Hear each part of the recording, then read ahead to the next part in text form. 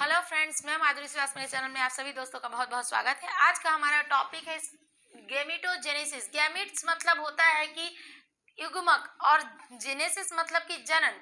ठीक है, तो ह्यूमंस में अपने ही समान संतति उत्पन्न करने के लिए, ह्यूमंस मतलब कोई भी एनिमल्स भी बोल सकते हैं आप, है ना, कोई भी जीव अपने ही समान संतति उत्पन्न करने के लिए उसको जिस सेल की आवश्यकता होती है, अभी तो हम ह्यूमंस ही पढ़ रहे हैं तो हम ह्यूमंस को ही ले लेते हैं। ह्यूमंस को अपने ही समान संतति उत्पन्न करने के लिए जो सेल की आवश्यकता होती है उसे हम कहते हैं गैमीट, मतलब युग्मक सेल। ठीक है, तो युग्मक बनने की जो क्रिया होती है उसको हम कहते हैं जेनेसिस। तो यहाँ पर क्या बनेंगे? युग्मक। तो युग्मक कितने प्रकार के होते हैं? 2 टाइप्स। मैंने यहाँ लिखा है 2 टाइप्स, 2 प्रकार के होते हैं युग्मक। पहला है स्पर्मेटोजेनेसिस और दूसरा है oogenesis। स्पर्मेटो का मतलब देखो, स्पर्म आ रहा है तो स्पर्म क्या है? मेल रिप्रोडक्टिव सेल है, रिप्रोडक्शन के लिए सेल है ना, मेल में होता है। ये स्पर्म किस में पाया जाता है? मेल में पाया जाता है। तो ये स्पर्म बनने की जो क्रिया है उसको स्पर्मेटोजेनेसिस। oogenesis, ऊ का मतलब होता है एग या अंडा, जिसके बनने की जो क्रिया है उसको हम कहेंगे जेनेसिस। तो ये हो गया oogenesis, जो कि फीमेल में पाया जाता है। तो आज के टॉपिक में हम सिर्फ स्पर्म स्पर्मेटोजेनेसिस को पढ़ेंगे, oogenesis को नेक्स्ट वीडियो में पढ़ेंगे। ओके, तो आइए देखते हैं स्पर्मेटोजेनेसिस। सबसे पहले तो हमारे दिमाग में ये सवाल आना चाहिए कि ये जो क्रिया है, ये जो स्पर्म बनने की जो क्रिया है वो कहाँ पर होती है। ठीक है, तो जैसे ही हमारे माइंड में ये सवाल आएगा तो हम इसका फट से आंसर भी कर देते हैं। देखिए, मेल में कौन सा रिप्रोडक्टिव ऑर्गन पाए जाते हैं? टेस्टिस और पेनिस। तो पेनिस जो है वो क्या है? एक्सटर्नल ऑर्गन है, लेकिन जो टेस्टिस है वो क्या है? इंटरनल ऑर्गन है। ठीक है, तो इंटरनल ऑर्गन में ही क्या होता है, मैंने इससे पहले के सभी वीडियोस में आपको अच्छे से क्लियर कर दिया है कि जो टेस्टिस है उसके अंदर क्या क्या पाए जाते हैं, उस किस प्रकार से काम होता है ना। तो प्लीज यदि आप नए व्यूअर हैं तो जाकर मेरे उन सभी वीडियोस को देख लें, तभी उसके बाद ही ये वीडियो जो है वो आपको समझ में आएगा। तो मेल के टेस्टिस में सेमनीफेरस ट्यूबुल्स पाए जाते हैं, जो कि जिसके अंदर सेल्स पाई जाती है। अब ये देखिए, मैंने ये ट्यूब्स बना दी है गोल, ये ट्यूब्स है सेमनीफेरस ट्यूबुल्स, जिसमें कि ये है सर्टोली सेल, ओके, और ये है जर्म इपिथेलियम की सेल जो राउंड राउंड दिख रही है। तो ये जर्म इपिथेलियम की सेल एक प्रोसेस होता है जिसको कि हम कहेंगे स्पर्मेटोजेनेसिस के द्वारा। ठीक है, देखिए, जर्म इपिथेलियम की सेल स्पर्मेटोजेनेसिस की क्रिया के द्वारा स्पर्म का निर्माण करते हैं। ओके, उसे ही हम कहेंगे spermatogenesis.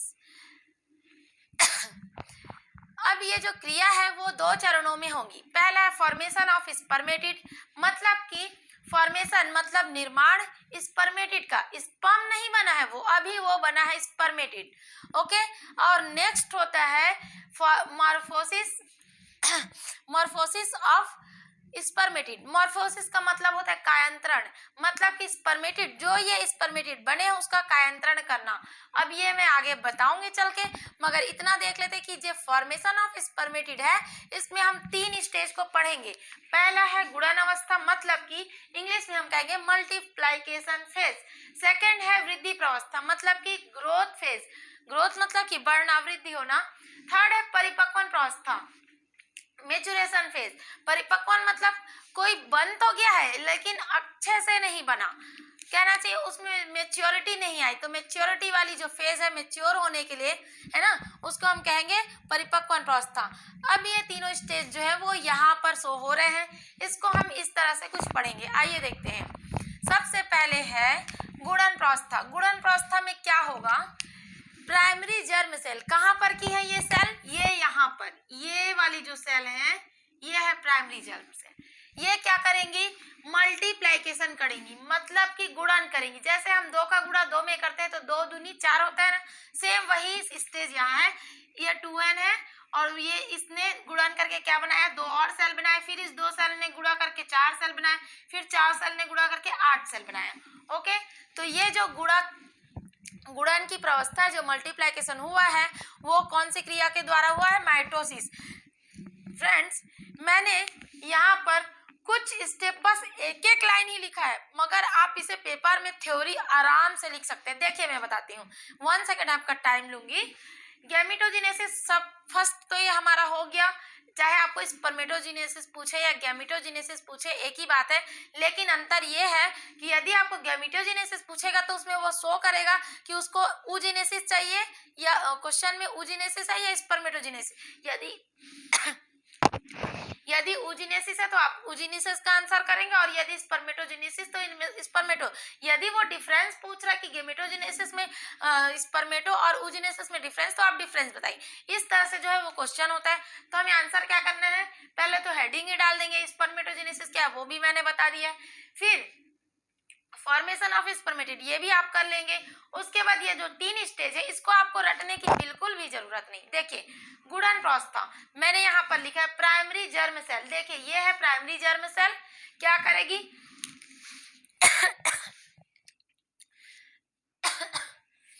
Primary germ cell mitosis की क्रिया करेगी। माइटोसिस को हिंदी में कहते हैं हम समसूत्री। समसूत्री विभाजन करेगी मतलब डिवीजन करेगी। कौन करेगी, प्राइमरी जर्म सेल, ये वाली सेल। तो डिवीजन के बाद वो क्या बनाएगी, स्पर्मेटोगोनिया मतलब शुक्राणु जनन। ओके, तो ये वाला जो है वो हमारा स्पर्मेटोगोनिया है। यहाँ पर देखिए मैंने लिखा है स्पर्मेटोगोनिया, इसको हिंदी में हम कहते हैं शुक्राणु जनन। और हमारा एक जो पॉइंट है वो पूरा कंप्लीट हो गया। देखिए गुणन प्रोस्था प्राइमरी जर्म सेल माइटोसिस यानी समसूत्री के क्रिया के द्वारा, समसूत्री विभाजन के द्वारा क्या करती है, स्पर्मेटोगोनिया या शुक्राणु जनन का निर्माण करती है। अब ये जो यहाँ पर फॉर्मेशन ऑफ स्पर्मेटिड है इसमें भी आप लाइन लिख सकते हैं, मैं बताती हूँ। Formation of spermatid, primary germ cell mitosis और मियोसिस मतलब कि समसूत्री और अर्धसूत्री विभाजन के द्वारा हेप्लॉइड सेल का निर्माण करती हैं। हेप्लॉइड मतलब अगुणित सेल का निर्माण करती हैं और स्पर्मेटिड का फॉर्मेशन करती हैं। हेप्लॉइड सेल का निर्माण करके स्पर्मेटिड का निर्माण करती है, फॉर्मेशन करती है ना। तो ये क्या हो गया, फॉर्मेशन ऑफ स्पर्मेटिड का लाइन हो गया, थ्योरी लाइन हो गया। अब ये हम इसे इस तरह याद करेंगे, प्राइमरी जर्म सेल माइटोसिस यानी समसूत्री के क्रिया के समसूत्री विभाजन, ठीक है। या डिवीजन में लिख देती हूँ, डिवीजन के द्वारा स्पर्मेटोगोनिया का निर्माण कर रही है। ये आ गया हमारा स्पर्मेटोगोनिया। 1 point clear, okay. अब नेक्स्ट है वृद्धि प्रावस्था। वृद्धि का मतलब ही होता है ग्रो करना, बढ़ना। तो देखिए इतने सारे तो स्पर्मेटोगोनिया बन गए हैं, मगर इसमें क्या होगा, ये 2n क्या है, क्रोमोसोम की संख्या, क्रोमोसोम है, सॉरी 2n नहीं, क्रोमोसोम इसमें 48 होंगे, 46। तो ये डिवीजन हो रहे हैं, कौन सा डिवीजन, माइटोसिस के डिवीजन, माइटोसिस डिवीजन हो रहा है, मगर सब में 46 क्रोमोसोम्स हैं। ओके, सब में 46। लेकिन स्पर्मेटोगोनिया जो है यहाँ पर स्टेज में आने के बाद ग्रोथ फेज में वो क्या करेगा, वो फूड को ऑब्जर्व करेगा। फूड को ऑब्जर्व करके क्या होगा, बड़ा हो जाएगा। जैसे कि एक 10 साल का बच्चा 10 साल की एज के आते आते उनका खाने में कोई भी इंटरेस्ट नहीं होता, मगर ये मैं एग्जांपल दे रही हूँ आपको।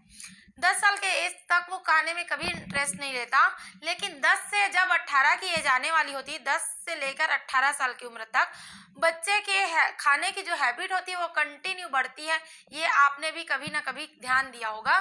तो ग्रोथ फेज में क्या होता है, उसके फूड की जो रिक्वायरमेंट है वो बढ़ जाती है, मतलब उसको ज्यादा खाना चाहिए, है ना, फूड चाहिए बढ़ने के लिए। तो ये वाला जो 2n सेल है ये क्या किया, फूड को एब्जॉर्ब किया। मैंने यहाँ लिखा है, देखिए स्पर्मेटोगोनिया फूड एब्जॉर्ब करके, मतलब खाने को, मतलब कि फूड एब्जॉर्ब करके, मतलब कि फूड क्या बोलेंगे, स्पर्मेटोगोनिया फूड एब्जॉर्ब करके प्राइमरी स्पर्मेटोसाइट का निर्माण करती है। ओके, प्राइमरी स्पर्मेटोसाइट का निर्माण करती है। परिपक्वन प्रावस्था, अब देखिए यहाँ पर प्राइमरी स्पर्मेटोसाइट ये है, ओके, 2n है स्पर्मेटोगोनिया, और इसने फूड स्टोरेज किया, इसने बहुत खाया पिया अच्छा से और जल्दी से ये बड़ा हो गया, इसलिए मैंने इस सेल का साइज भी बड़ा कर दिया है। इसको हम कहेंगे प्राइमरी स्पर्मेटोसाइट। अब थर्ड स्टेज है परिपक्वन प्रावस्था। परिपक्वन को हम कहते हैं इंग्लिश में मैच्योरेशन फेज। यहाँ पर मैंने लिख रखा है, देखिए ये है ग्रोथ फेज, और ये मैच्योरेशन फेज, ये है परिपक्वन, मैच्योरेशन फेज, परिपक्वन प्रावस्था। तो इसमें प्राइमरी स्पर्मेटोसाइट, ये देखिए ये वाला जो प्राइमरी स्पर्मेटोसाइट ये है, ये क्या करेगा, इस ये वाला जो फेज है ना, ये प्रावस्था, ये मैच्योरेशन, इसमें 2 बार डिवीजन होंगे। यहीं पर थोड़ा कॉम्प्लिकेटेड है ये फ्रेंड, तो आप थोड़ा ध्यान से समझिएगा। यहाँ एक बार हुआ माइटोसिस, सेकंड में क्या हुआ, फूड ऑब्जर्व किया और उसमें प्राइमरी स्पर्मेटोसाइट का निर्माण किया। मगर जो प्राइमरी स्पर्मेटोसाइट है, यहाँ पर फर्स्ट मियोसिस की क्रिया होगी। मियोसिस मतलब अर्धसूत्री विभाजन। समसूत्री, यहाँ पर समसूत्री मतलब वो अपने ही समान और सेल्स बनाएगी। यहाँ पर अर्धसूत्री मतलब सेल तो बनाएगी वो, लेकिन उसके जो 46 क्रोमोसोम्स है, यहाँ पर 46 है, वो क्या हो जाएगा 23, वो क्या हो जाएगा 23 हो जाएगा। तो 23 इसके पास और 23 इसके पास। ओके, ये देखिए, अब देखिए यहाँ पर फर्स्ट मियोसिस मतलब पहला अर्धसूत्री विभाजन हुआ, तो 2 सेल बने, लेकिन उसमें अर्धसूत्री के कारण ये क्रोमोसोम की संख्या आधी हो गई। उसके बाद यहाँ से लेके यहाँ तक ये वाला जो पार्ट है, ये वाला पार्ट, इसमें क्या हुआ सेकेंड मियोसिस, मतलब कि एक और बार अर्धसूत्री विभाजन हुआ। तो उसके बाद क्या हुआ, 2 सेल बने, इसमें भी 2 सेल बने, मगर ये जो मियोसिस है, ये सेकेंड मियोसिस, वो है तो अर्धसूत्री विभाजन, लेकिन वो समसूत्री के जैसा है। लेकिन वो किसके जैसा है, समसूत्री, क्योंकि यहाँ पर इस क्रोमोसोम की संख्या 23 ही रहेगी, क्योंकि क्रोमोसोम की संख्या नहीं घटेगी। है अर्धसूत्री विभाजन, लेकिन किस तरह, समसूत्री की तरह, क्योंकि इसमें सब में क्रोमोसोम की संख्या समान होगी। और ये हो गया स्पर्मेटिड का फॉर्मेशन। देखिए, प्राइमरी स्पर्मेटोसाइट मियोसिस फर्स्ट के द्वारा हेप्लॉइड सेल मतलब अगुणित कोशिका बनाती है। ठीक है, ये हो गया, अगुणित कोशिका बनाती है, जिसे हम क्या कहेंगे, सेकेंडरी स्पर्मेटोसाइट। क्या कहेंगे इसको, सेकेंडरी स्पर्मेटोसाइट। फिर सेकेंडरी से लेकर इस यहाँ तक जो होगा वो सेकेंड मैच्योरेशन डिवीजन का। देखिए 2-3 नाम हो सकते हैं। यहाँ पर मैंने कहा मियोसिस फर्स्ट, मियोसिस सेकेंड। ये जो यहाँ मैंने लिखा, यहाँ से यहाँ तक का कौन सा क्रिया हो रहा है, मियोसिस फर्स्ट, और यहाँ से यहाँ तक का मियोसिस सेकेंड। लेकिन इसको हम ऐसे भी कह सकते हैं, फर्स्ट मैच्योरेशन डिवीजन और सेकेंड मैच्योरेशन डिवीजन। ओके, तो 2 बार मैच्योरिटी की जो प्रोसेस है वो 2 बार हुई, लेकिन पहली बार में अर्धसूत्री हुई, दूसरी बार में अर्धसूत्री हुई, लेकिन समसूत्री के जैसा रिजल्ट। जो रिजल्ट है वो मियोसिस तो अर्धसूत्री हुई, लेकिन समसूत्री के जैसा, उसमें जो क्रोमोसोम है उसकी संख्या बिल्कुल भी चेंज नहीं हुई। ओके, आधी नहीं हुई। तो ये हो गया अपना स्पर्मेटिड। यहाँ मैंने लिखा स्पर्मेटिड बन गया। अब आगे देखते हैं कि स्पर्मेटिड जो है वो स्पर्म में किस तरह फॉर्म करेगा। अब हम आगे देखते हैं कि ये जो गैमेटोजेनेसिस है, जिसमें कि हम पढ़ रहे थे स्पर्मेटोजेनेसिस, उसका सेकंड पॉइंट था मार्फोसिस ऑफ स्पर्मेटिड। जैसा कि मैंने कहा था, तो मार्फोसिस का मतलब होता है हिंदी में कायांतरण। ओके, तो मार्फोसिस मतलब कायांतरण, मार्फोसिस ऑफ स्पर्मेटिड। देखिए, तो स्पर्मेटिड हमारा कहाँ तक बन गया था, ये देखिए यहाँ स्पर्मेटिड कंप्लीट हो चुका है।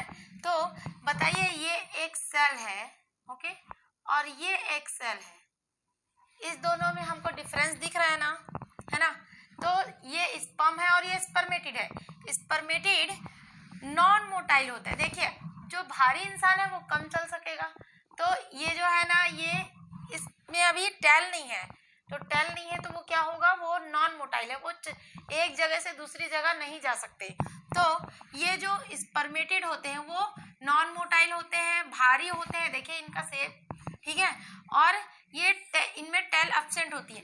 तो ये जो 3 चीज की कमी होती है, इन 3 चीजों को पूरा करने के लिए जो प्रोसेस होता है, जिससे कि वो जो स्पर्मेटिड है वो स्पर्म का रूप ले लेते हैं, जो कि मोटाइल होते हैं, मतलब उसमें पूंछ प्रेजेंट होती है, देखिए टेल प्रेजेंट होगी, और वो वजन में हल्की होंगी, ठीक है, उनका वेट हल्का होगा, और वो मोटाइल होंगी, मतलब वो सचल होंगी, एक जगह से दूसरी जगह जा सकेंगी।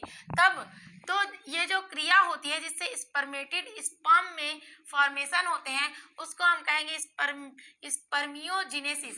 यहाँ पर देखिए मैंने लिखा है ये जो क्रिया है वो इसका पार्ट है। ओके, तो ये जो यहाँ पर लिखा है मैंने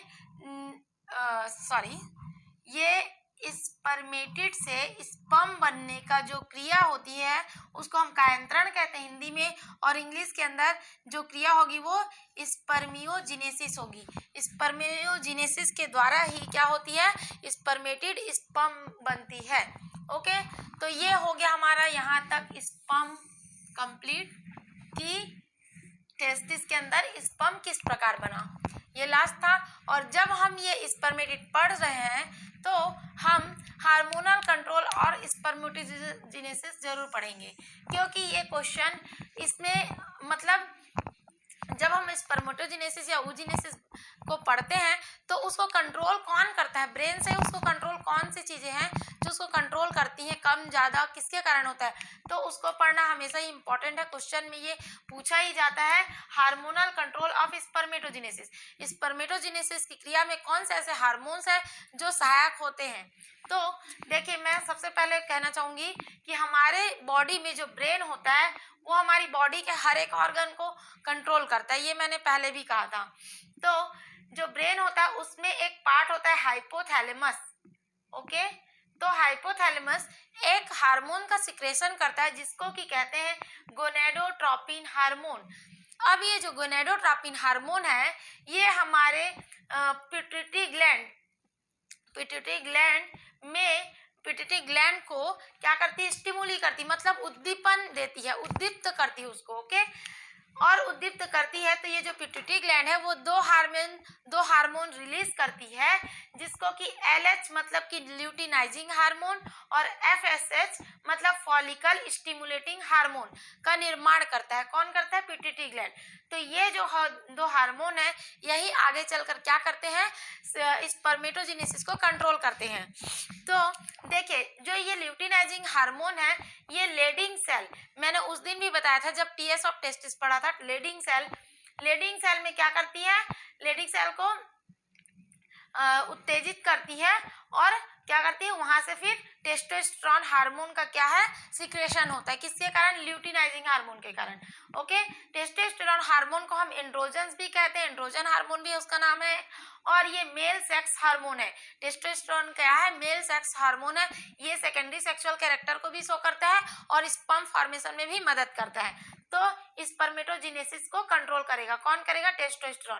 तो ये कहाँ से हो रही, ब्रेन से लेकर के स्पर्मेटोजेनेसिस तक ये जो क्रिया हो रही है ये हमें बिल्कुल भी याद रहना चाहिए। अब देखिए पिट्यूटरी ग्लैंड दो हार्मोन्स रिलीज कर रही है, एक तो LH और दूसरा FSH।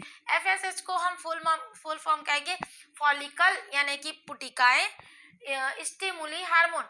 पुटिकाओं को स्टिमुली मतलब पुटिकाओं को उद्दीप्त करती है, ये हार्मोन जो है पुटिकाओं को उद्दीप्त करती है और आगे प्रोसेस के लिए रेडी करती है। तो FSH हार्मोन जो है वो सर्टोली सेल को क्या करेंगी, ग्रो करेंगी जिससे कि सर्टोली सेल मैच्योर हुआ, ग्रो हुआ, है ना। और वो सर्टोली सेल का क्या काम होता है कि वो स्पर्म को मैच्योर करता है, स्पर्म का मैच्योरेशन सर्टोली सेल्स के द्वारा ही होता है, और वो एक लिक्विड मटेरियल भी सिक्रेट करती है। जैसा कि मैंने पिछले वीडियो में बताया था कि जो सर्टोली सेल है वो एक लिक्विड का सिक्रेशन करती है जिसके द्वारा जो मैच्योर सेल है, ऐसा मैंने बताया था कि ये सेमिनिफेरस ट्यूबुल है, ये है सर्टोली सेल। ओके, तो इधर तो रहता है जर्म इपिथेलियम, और जब स्पर्म बनते हैं तो यहाँ चिपके होते हैं सर्टोली सेल में, और वो क्या करते हैं, मैंने पिछले वीडियो में बताया है, आप वहां जाकर देख लीजिएगा, यहाँ चिपके होते हैं और वो क्या करते हैं, परिपक्व होते रहते हैं, मैच्योर होने के लिए वो सर्टोली सेल से फूड या पोषण ग्रहण करते हैं। लेकिन जब पूरी तरह मैच्योर हो जाते हैं तो वो ये वाला जो एरिया होता है बीच का भाग ट्यूब्स का, वहां पर आते हैं और वो कुछ इस तरह दिखाई देते हैं। तो यहाँ से बाहर जाने के लिए, यहाँ से उसे रेटी टेस्टिस में जाना है स्पर्म को, तो किसके थ्रू जाएगा, मैंने पहले ही वीडियो में बताया, तो वो एक लिक्विड मटेरियल सिक्रेट करता है, कौन, सर्टोली सेल एक लिक्विड का सिक्रेशन करता है जिसके द्वारा जो क्या करता है, इन स्पर्म को एक माध्यम प्रदान करता है तैरने के लिए, या उसके थ्रू होकर वो रेटी टेस्टिस तक पहुंचते हैं। तो आई होप फ्रेंड्स कि मैं इस वीडियोस के माध्यम से आपको थोड़ा सा ज्ञान दे पाई हूँ, आपकी थोड़ी सी हेल्प हुई हो। और यदि आपको मेरा यह वीडियो पसंद आया हो और आपको इसी तरह के वीडियोस और भी चाहिए तो प्लीज़ प्लीज़ प्लीज़ मेरे जो चैनल है उसको सब्सक्राइब करें, ऑल का बटन प्रेस करें और लाइक ज़रूर करें और अपने फ्रेंड सर्कल में इस वीडियो को ज़रूर जो है शेयर करें ताकि उनकी भी थोड़ी सी हेल्प हो सके। Thank you very much.